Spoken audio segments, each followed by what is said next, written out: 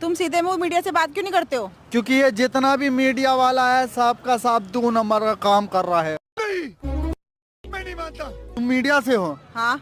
तो तुम भी 2 नंबर का काम कर रही हो, बता रहा हूँ मैं। में दिक्कत क्या है मीडिया से? ये मीडिया वाले बात को उठाते नहीं है और ज्यादा दबा देते हैं। क्या बात है सर। क्या उधार लिया तुम्हारी मीडिया ने? उधार मेरा, ये अमीर को और ज्यादा अमीर करते जा रहे हैं, गरीब को और ज्यादा गरीब करते जा रहे हैं।